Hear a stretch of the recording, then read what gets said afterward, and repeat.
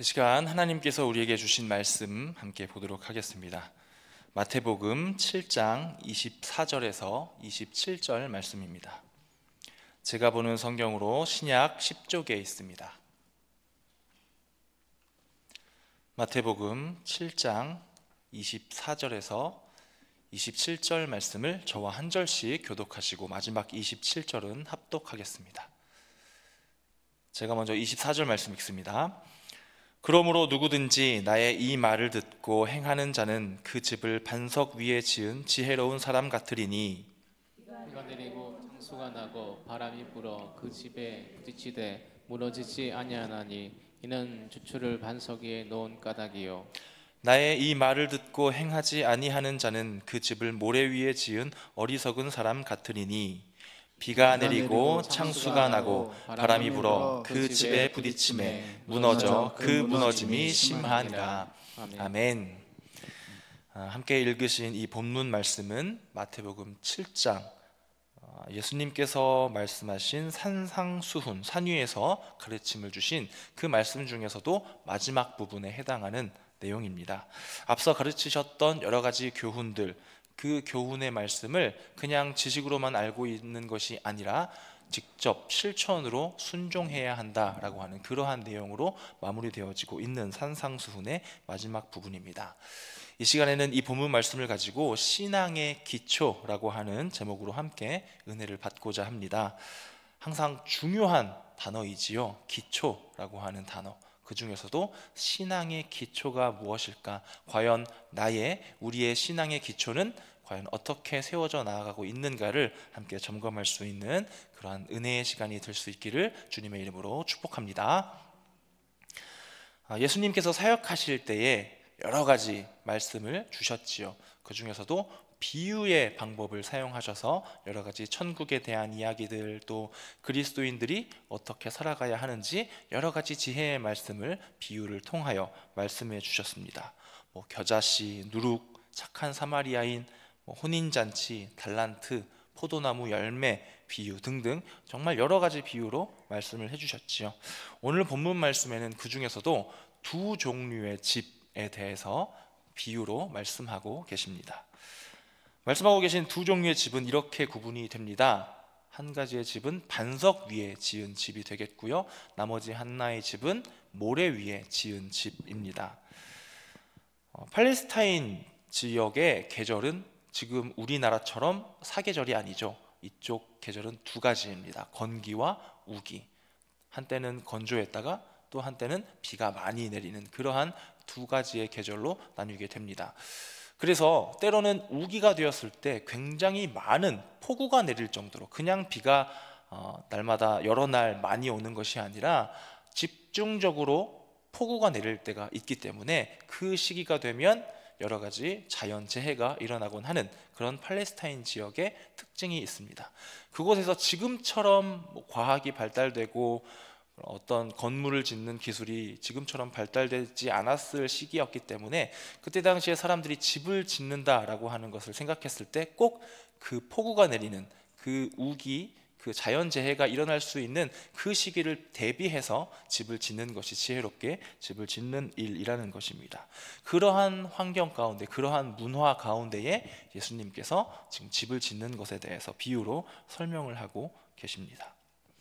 그리고 또 그 환경 말고도 이 집이라고 하는 단어를 우리가 또 집중해서 보아야 하는데요, 예수님께서 집을 어떤 상징을 갖고 설명을 하셨냐면, 집은 또 여러 가지 구성물들로 되어 있습니다. 집의 구조를 보면 어떤 구조가 있겠습니까? 집을 지탱하는 뼈대가 있겠지요. 기둥. 이 뼈대와 기둥은 무엇을 뜻하면요, 하나님의 말씀을 뜻합니다. 이 집이라고 하는 것을 그리스도인의 삶의 전체 모습, 그리스도인의 삶이라고 했을 때에 이 뼈대는 하나님의 말씀이라고 할 수가 있다는 것이죠. 그리고 그 뼈대와 뼈대를 이어서 벽을 이루고 있는, 그래서 집 안에 있는 사람들이 아늑한 공간으로 쉼을 얻을 수 있는 그 벽은 무엇이겠습니까? 그리스도인들이 예배를 드리는 예배의 생활이라고 할 수 있겠습니다. 그리고 집에 어느 정도 기능을 갖추게 해주는 여러 가지 인테리어와 여러 가지 기구들, 그러한 것들은 무엇이겠습니까? 그러한 인테리어들은 우리가 하나님 앞에 올려드리는 감사, 그리고 하나님 앞에 올려드리는 찬양이라고도 할 수가 있겠습니다. 그렇게 그리스도인들의 예배하는 삶, 또 기도하는 삶, 또 찬양하는 삶, 그러한 것들이 집에 여러 가지 요소로 들어가 있다라는 것입니다. 또 기도라고 하는 것을 제가 말씀을 드렸지요. 기도는 어떻게 상징할 수 있겠습니까? 집 안에 안과 밖을 소통하게 해주는 창문, 그리고 드나들 수 있는 문들, 그러한 것들이 우리가 하나님께 올려드리는 기도라고 하는 그러한 상징을 갖고 있는 것이 이 집이라는 것입니다. 그리스도인들의 삶을 상징하고 있는 이 집을 어디 위에 세우냐에 따라서 그 집이 튼튼하게 비바람이 몰아쳤을 때, 폭우가 내린다고 하더라도 견고하게 잘 버텨내느냐, 아니면 모래 위에 지어서 떠내려가는 그러한 상황이 어떻게 오느냐라고 하는 두 가지 상황을 비유로 말씀하고 계십니다. 그러면 이 말씀을 통해서, 이 상징하는 의미를 통해서 과연 우리가 받을 교훈이 무엇인지 총 세 가지의 말씀 내용으로 나누어서 함께 은혜를 받고자 합니다. 첫 번째 교훈은 이것입니다. 비바람은 누구에게나 불어올 수 있다라는 것입니다. 한번 따라해 보실까요? 비바람은 누구에게나 불어올 수 있습니다. 비바람은 누구에게나 불어올 수 있습니다. 아마 어떤 그 누구라도 살아가면서 내 삶의 역경, 힘든 일, 고난, 그러한 일이 일어나기를 바라는 사람은 아마 아무도 없을 것입니다. 우리 성도님들은 늘 우리가 기도를 하죠. 하나님께 기도할 때 어떻게 기도하십니까? 평안하기를 하나님 원합니다. 평탄할 수 있기를 원합니다. 항상 늘 평화가 우리 가정에 있기를 원합니다. 늘 건강하기를 원합니다. 우리 자녀들이 복받고 평안하게 살았으면 좋겠습니다. 하나님 그렇게 인도해 주시옵소서. 이렇게 기도를 드리지 않으십니까? 혹시 이렇게 기도하시는 분 계십니까? 내일 하루만큼은 조금 힘들고 고된 일이 제 하루 가운데 생겼으면 좋겠습니다. 한 번은 좀 고생 좀 하게 해 주시옵소서. 제 자녀들이 그래도 다음 달 몇 날 며칠 그때 하루만큼은 좀 힘든 일 한번 겪게 해주시옵소서. 이렇게 기도하시는 분은 아무도 없으실 거라고 감히 예상을 해봅니다. 그렇게 우리는 하나님께 늘 평안하기를, 평탄하기를 그렇게 기도를 하고 있고요. 그리고 우리 성도님들 교회 공동체로 함께 만났을 때 어떻게 인사를 나누십니까? 평안하시지요? 요즘 별일 없으시지요? 늘 그렇게 평안하기를 서로 바래주고 서로 그렇게 축복하는 마음으로 서로 인사를 건네곤 합니다. 그런데 한편으로는 이렇게 생각을 해보자라는 겁니다. 늘 우리는 그렇게 기도했습니다. 서로 그렇게 인사를 주고받고 서로 축복하는 말을 건네었는데, 우리의 삶을 들여다보니까 열심히 신앙생활도 하고 기도도 열심히 하고 서로 축복도 열심히 했는데 우리의 삶에 힘든 일이 있습니까? 없습니까? 있습니다. 한 번만 있는 것도 아니고 계속 있습니다. 계속 그 힘들고 어려운 일은 계속 우리의 삶에 찾아온다라는 것입니다. 오늘 말씀에 비유된 것은 무엇입니까? 비바람이겠지요. 우리의 삶의 비바람은 끊임없이 찾아옵니다. 그렇다면 또 이렇게 생각을 할 수 있겠죠. 열심히 기도도 했는데 왜 우리의 삶에, 그리스도인들의 삶에 비바람이 몰아치는 것입니까? 하나님, 우리의 기도를 안 들으시는 겁니까? 우리를 사랑하지 않으시는 겁니까? 이렇게 우리는 생각할 수도 있지 않겠습니까? 왜 우리 그리스도인들의 삶에도 똑같이 고난과 역경이, 비바람이 몰아치는 것일까요? 우리는 아이가 걸음마를 배우는 그 상황을 한번 떠올릴 필요가 있습니다. 걸음마를 배울 때를 한번 떠올려 보십시오. 다들 자녀분들이 있었으니까요. 처음에는 아이가 아기 시절에는 가만히 땅에 누워서 움직이지를 못하죠. 그냥 팔다리만 버둥버둥 거리다가 조금 시간이 지나면 아이가 뒤집기 시작합니다. 뒤집고 난 다음에는 아이가 기어다니기 시작하고요. 조금 지나서 기어다니던 아이가 뭔가 물건들을 잡고 일어서기 시작합니다. 그렇게 물건을 잡고 일어선 다음부터 드디어 스스로 움직이고 싶은 마음이 생겨서 한 걸음 한 걸음 그때부터 걸음마 훈련이 시작됩니다. 맨 처음 걸음마를 뗐을 때 이 아이가 굉장히 많이 반복적으로 겪게 되는 일이 있는데요. 무슨 일입니까? 처음에 한 발을 뗐을 때 어떻게 될까요? 아이가 넘어집니다. 네, 넘어질 수밖에 없죠. 이제 걸음마를 처음 시작한 아이는 넘어지게 됩니다. 그때를 한번 기억해 보십시오. 우리 부모님들 맨 처음 서서 한 걸음 뛰려고 했을 때 아이가 넘어지려고 할 때 어떻게 하셨습니까? 깜짝 놀라셨지 않으셨어요? 바로 아마 아이를 붙잡으셨을 겁니다. 넘어지지 않게요. 왜냐하면 너무 연약한 상태이기 때문에 처음 걸음마 연습하는데 넘어지면 크게 다칠까봐 무서워서 깜짝 놀라서 붙잡으셨을 겁니다. 그런데 생각을 해보십시오. 그 기간도 조금씩 더 지나고 그 아이가 넘어지고 반복해서 넘어지면서 여러 가지를 배우게 됩니다. 처음에는 좀 덜 아프게 넘어지는 걸 아마 배우게 될 겁니다. 잘 넘어지는 방법을 배우게 될 것이고요. 그리고 그 아이가 이제 다시 일어나는 방법을 터득하게 될 겁니다. 그리고 나서 잘 넘어지지 않을 수 있는 균형 감각을 점점점 익히게 됩니다. 그렇게 아이는 걸음마를 배워서 결국에는 잘 걸을 수 있는 아이가 된다라는 것입니다. 처음에는 아이가 넘어지려고 할 때 깜짝 놀라서 붙잡으셨던 우리 부모님들도 시간이 지나면 어떻게 하십니까? 아이가 넘어지는 것을 그대로 놓아두게 됩니다. 그러면서 다시 일어나, 할 수 있어, 잘한다 라고 이렇게 응원하면서 칭찬하면서 아이가 걸음마를 배울 수 있도록 하는 것이 부모의 사랑의 모습입니다. 우리의 삶을 바라보시는 하나님의 그 사랑의 눈길도 이와 똑같다라는 것입니다. 우리는 우리의 삶에 일어나는 일만 놓고 보면 이해할 수가 없습니다. 저렇게 신앙생활 열심히 하는 집사님, 권사님 계신데 저분의 삶에는 왜 저렇게 힘든 일이 반복이 될까? 이렇게만 생각해 버린다면 하나님은 공의롭지 못한, 사랑이 없는 하나님이시지요. 그러나 다들 경험해 보셨을 겁니다. 힘들고 어려운 일, 그 일 다 지나고 나서 돌아보면 어떠십니까? 이래서 이 일을 나에게 겪게 하셨구나. 그래서 하나님께서 이 일을 내가 겪을 수 있도록 가만히 나를 내버려 두셨구나. 그 순간에도 우리 하나님은 똑같이 나와 함께하고 계셨구나. 나는 하나님을 알지 못했지만 그 순간에도 하나님은 나를 바라보고 계시고 나를 응원하고 계시고 나를 사랑의 눈으로 바라보고 계셨구나 라는 것을 우리는 시간이 지나고 나면, 그 사건이 다 지나고 나면 깨달을 때가 있다라는 것입니다. 때로는 이런저런 훈련을 통해서 일할 수 있는 힘과 능력을 갖추게 될 때도 있습니다. 처음에는 해본 적이 없기 때문에 이 어려운 일을 내가 할 수 있을까 싶었지만 그 일을 다 겪고 나서는 이제 내가 이 일을 할 수 있어, 이렇게 고백하게 되는 그러한 일들도 있을 것입니다.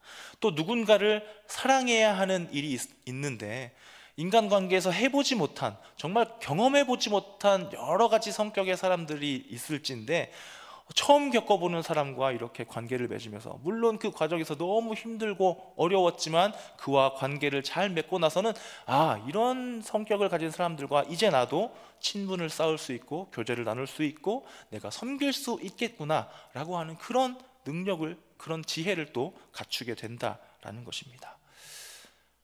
우리가 왜 삶 가운데 고난과 역경, 비바람을 겪게 되겠습니까? 다 그 과정을 통해서 훈련받고 더 성장하기 위해서 하나님께서 우리에게 허락하시는 줄로 믿습니다. 마치 걸음마를 배우는 아이를 바라보는 부모의 그 사랑스러운 마음처럼 말입니다. 이렇게 우리를 향하신 하나님의 뜻과 계획하심을 깨달아서 때로는 우리가 감당해야 할 그 비바람이 누구에게나 있을 수 있다. 그리스도인들인 우리에게도, 열심히 기도하고 신앙생활하는 우리에게도 얼마든지 있을 수 있다라고 하는 그러한 이 말씀을 늘 기억할 수 있는 저와 여러분들 될 수 있기를 주님의 이름으로 축복합니다. 두 번째 함께 받을 교훈은요, 이것입니다. 비바람을 늘 대비할 줄 알아야 한다라는 것입니다. 함께 따라해 보실까요? 비바람을 늘 대비할 줄 알아야 합니다. 늘 대비할 줄 알아야 합니다. 이 비바람은 삶에서 경험하는 어려운 일과 고난이지요. 그런데 생각을 해보십시오. 비가 오는 날이 365일 중에 며칠 정도 될까요? 물론 정확하게 헤아릴 수는 없겠지만, 늘 같은 것도 아니겠지만 365일 전체 중에서 비가 오는 날은 많습니까? 아니면 적습니까? 아마 비교적 적을 겁니다. 화창한 날, 눈이 오는 날도 다를 것이고요.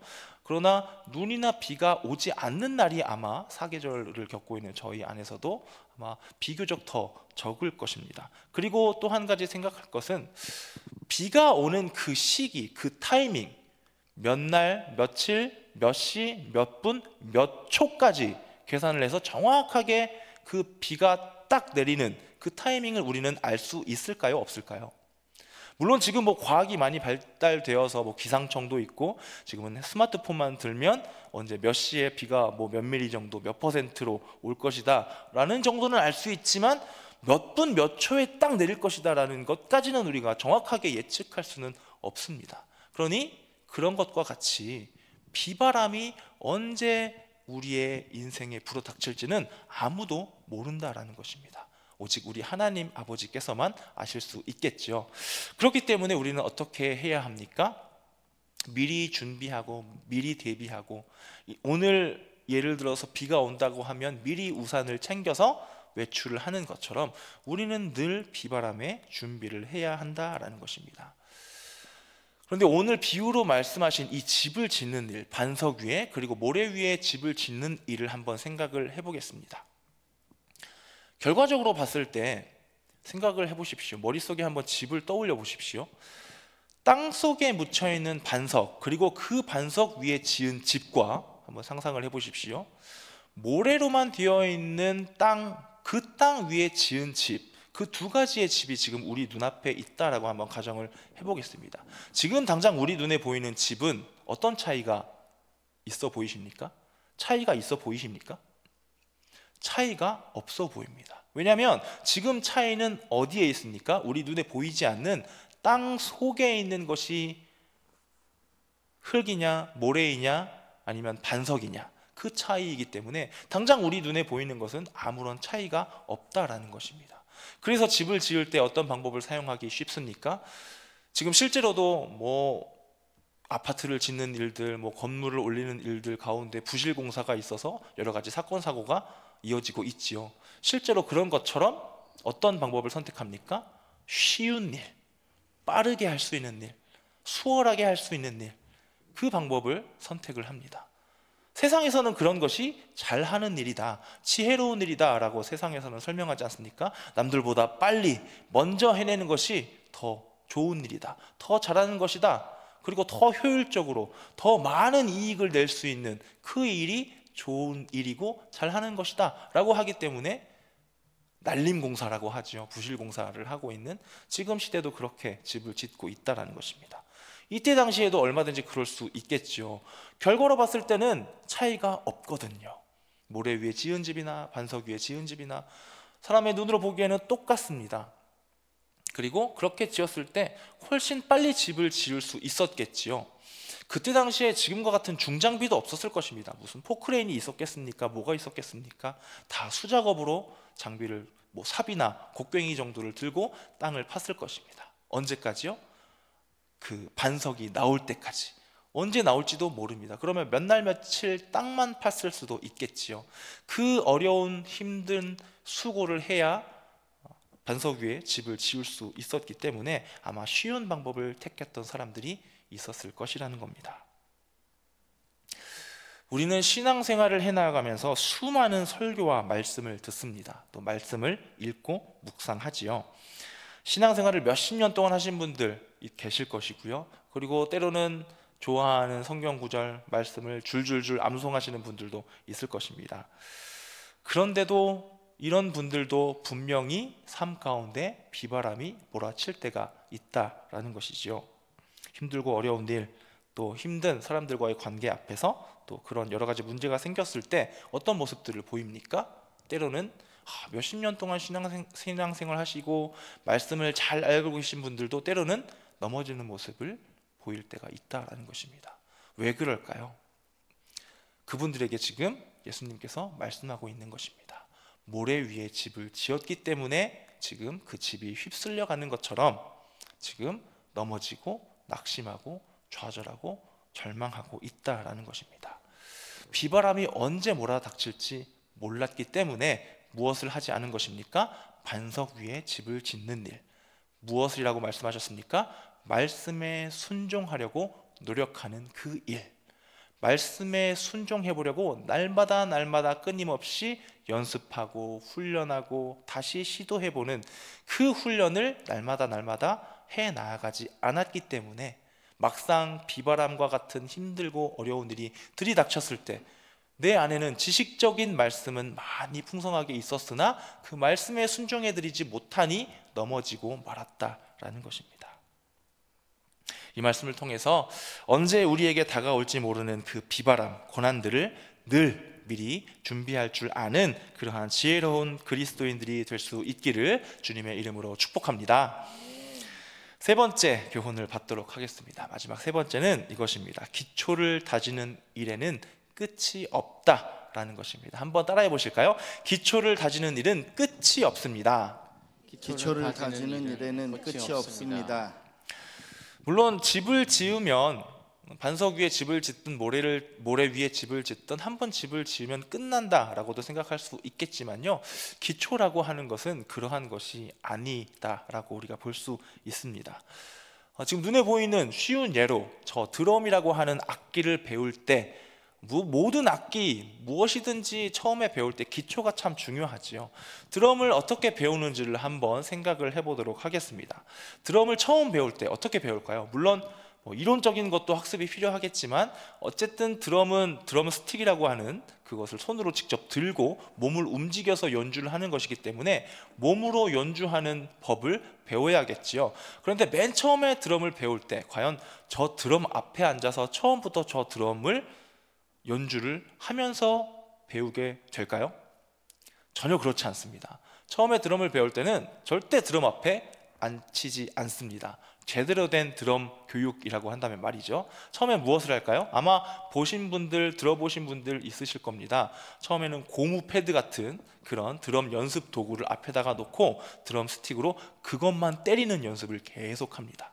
그것도 한번 연습을 시작하면 몇 시간 동안 그것만 때리고 있고요. 옆에다가 띡띡띡띡 하는 메트로놈이라고 하는 일정한 박자를 알려주는 그것을 켜놓고 계속 고무 패드만 때립니다. 여러 가지 싱글 스트로크 그리고 더블 스트로크 여러 가지 연주법과 리듬에 맞춰서 강약을 조절하기도 하고 여러 가지 템포에 맞춰서 빠르기 그리고 타이밍을 조절해 가면서 여러 가지 음악을 연주할 수 있는 그 느낌을 살려내기 위해서 계속 그 고무 패드 같은 그 연습 도구를 두들기는 그 훈련부터 처음에 시작합니다. 왜요? 그것이 드럼의 기초이기 때문입니다. 근데 그것을 하루만 할까요? 아니요. 굉장히 오랫동안 합니다. 몇 달 동안. 제가 아는 어떤 분은 레슨을 해줄 때 몇 달 동안 드럼에 앉히지 않고 고무 패드만 두들기게 하는 분도 제가 본 적이 있습니다. 왜 그렇게 할까요? 근데 그 고무 패드를 치고 있는 그 드럼을 배우고 있는 그 학생의 입장에서는 어떤 생각이 들까요? 와, 지루하다. 너무 재미없다. 나는 분명히 드럼을 배우려고 마음 먹었을 때 유튜브에 나오는 화려하게 드럼을 치는 그 드럼 연주자가 나도 저렇게 한번 배워보리라 그런 꿈을 안고 드럼을 배우기 시작했는데 지금 정작 본인이 하고 있는 것은 무엇입니까? 아무런 소리도 나지 않는 그냥 뚝뚝뚝뚝 그런 소리만 나는 고무판만 계속 두들기고 있다니. 하루도 아니고 며칠도 아니고 계속 내가 이것을 몇 시간 동안 두들기고 있다니 과연 드럼을 배우는 것이 맞는가 그런 생각이 들 수도 있겠지요. 하지만 그것은 너무나도 중요한 일이기 때문에 드럼을 처음 배울 때 그렇게 한다는 것입니다. 그렇게 몇 달 동안 연습을 하고 난 다음에 비로소 드럼 앞에 앉아서 가장 기본 주법부터 차근차근 배워 나아가게 됩니다. 아까도 제가 말씀을 드렸지요. 집은 한번 지어지면 다시 짓지 않아도 되는 것, 그러니까 기초를 쌓는 것이 일회성으로 느껴질 수도 있겠지만 우리가 어떻게 바라보자고 하였습니까? 기초를 다지는 일은 끝이 없다라고 말씀을 드렸죠.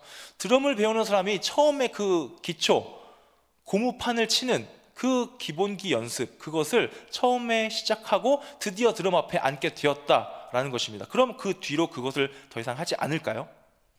아니요. 평생 드럼을 치는 사람들은 그 연습을 해야 한다라고 합니다. 평생 동안 그 연습을 게을리하지 않고 열심히 한 사람들은 정말 실력이 일취월장되어서 정말 남들보다 뛰어난 드럼 연주자가 되는 것이고요. 나는 맨 처음에 그 연습했었어. 이제 다시 안 해. 이제는 드럼에 앉아서 연습하면 되지 라고 생각하는 사람들은 정말 실력이 늘긴 늘겠지만 뭔가 전공법으로 제대로 늘지 않고 뭔가 더디게 실력이 늘어나는 그러한 경험들이 있다라는 것입니다. 이런 기초 훈련들 너무나도 중요하지요.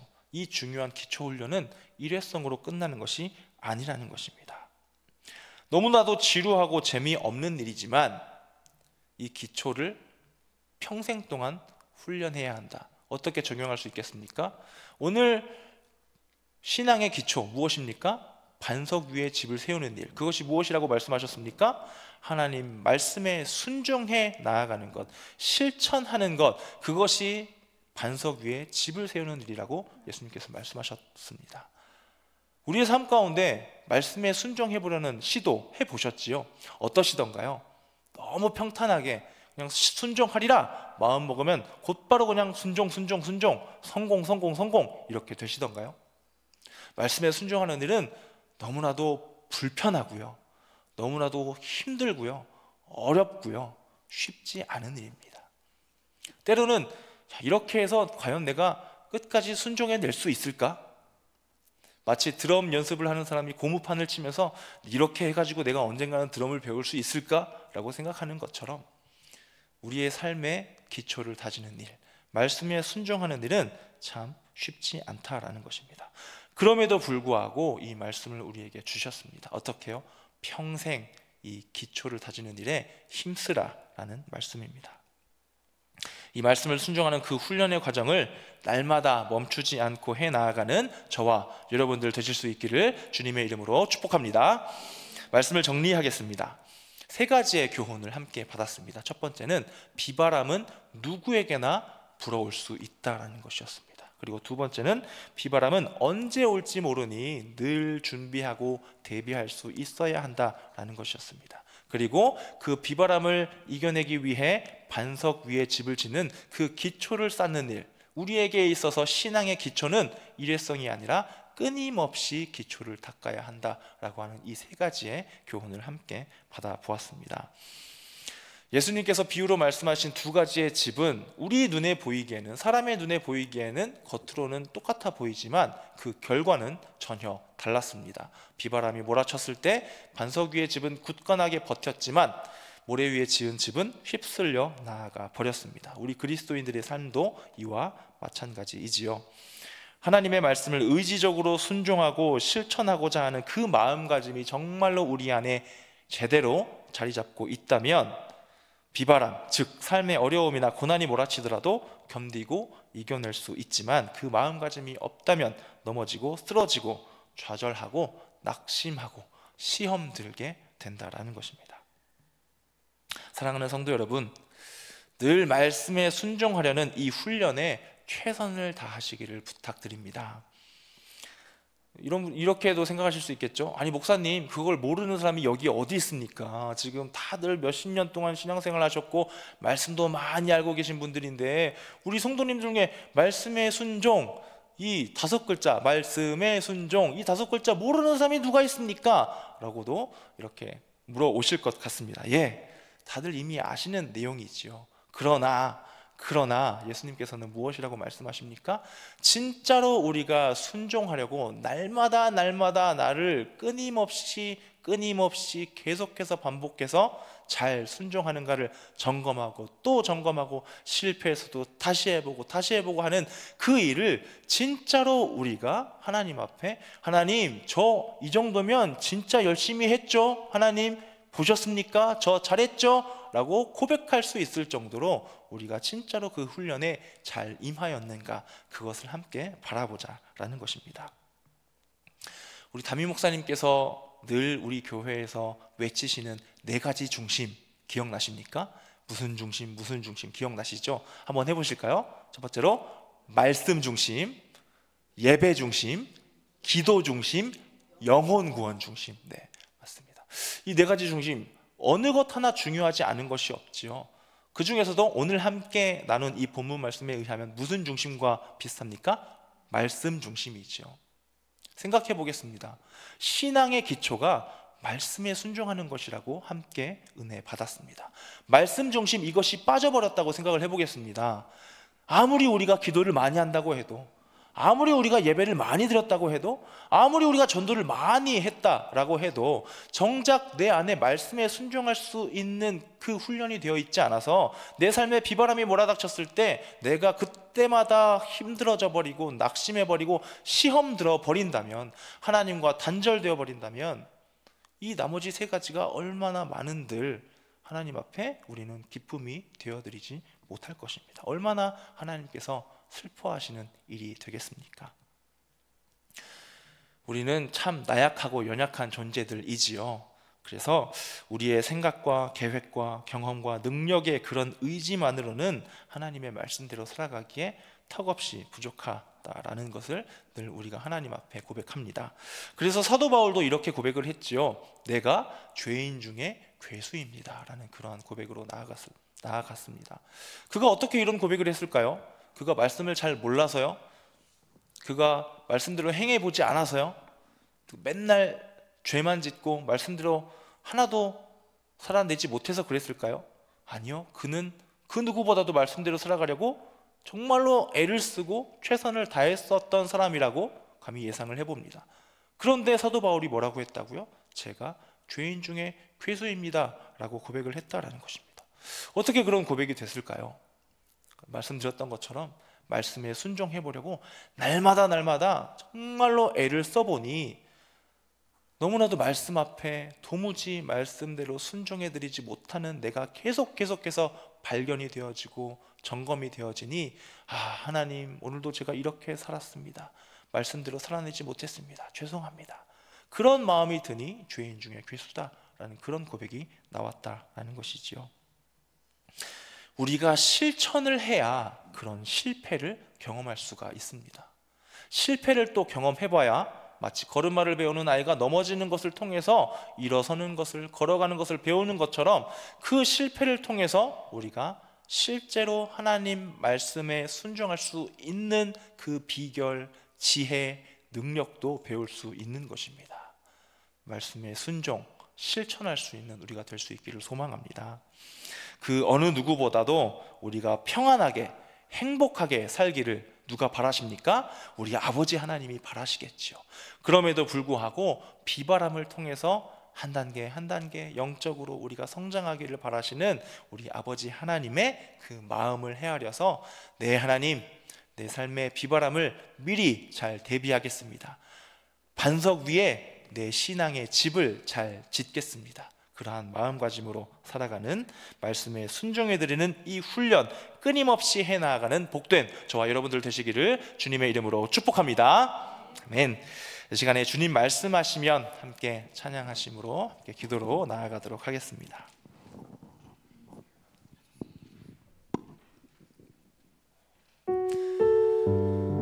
주신 말씀 함께 되뇌이면서 찬양합니다. 주님 말씀하시면, 주님 말씀하시면 내가 나가리라.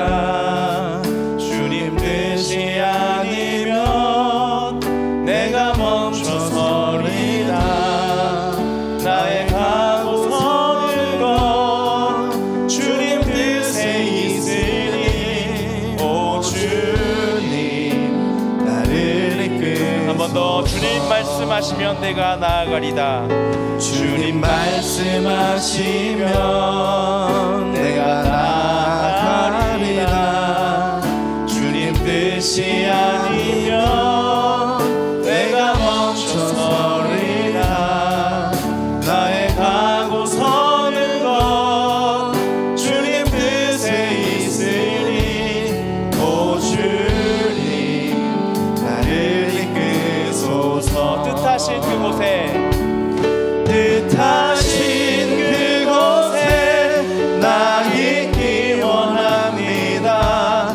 이끄시는 대로 순종하며 살리니, 연약한 내 영혼 통하여 일하소서. 주님 나라와 그 뜻을 위하여 뜻하신 그곳에 나 있기 원합니다.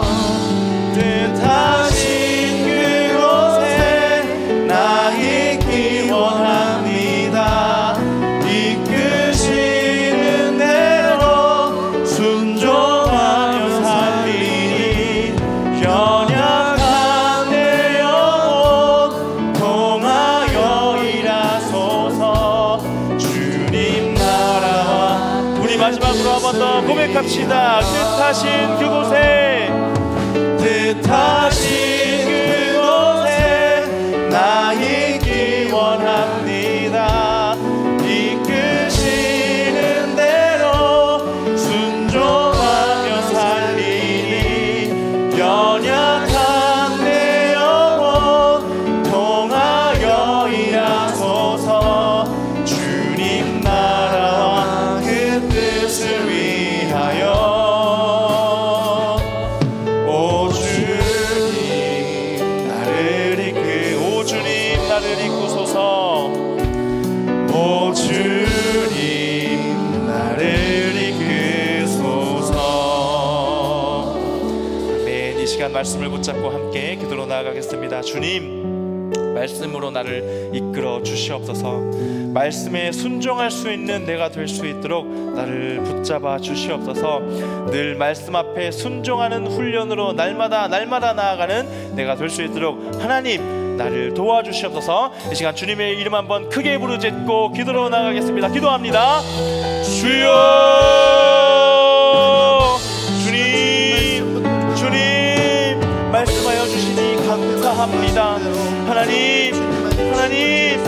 하나님 말씀에 순종하는 그 훈련을 내가 놓아버리고 살아갈 때가 너무나도 많았음을 이 시간 고백하오니 주여 나를 도와주시옵소서. 주님, 세상에서 말하는 쉬운 방법, 빨리 할 수 있는 방법, 효율적인 방법, 그러한 것들을 내가 먼저 많이 취하며 살아갔음을 이 시간 고백합니다. 그럼에도 불구하고 말씀 주신 이 말씀 내가 깨달아 알았으니 하나님, 이제는 나의 삶에 쉬운 방법이 아닌 하나님의 말씀에 순종하는 방법을 내가 선택하며 나아갈 수 있도록 아버지 도와주시옵소서. 그러나 하나님, 자꾸 나의 눈앞에 보이는 환경을 바라보고 나의 눈앞에 보이는 사건들, 그러한 여건들, 그러한 것들을 바라보면서 나의 생각과 마음에 빼앗기는 그러한 때가 너무나도 많습니다. 하나님, 연약한 나이오니, 부족한 나이오니 하나님께서 붙잡아 주시고 도와주시옵소서. 주님 도와주시옵소서.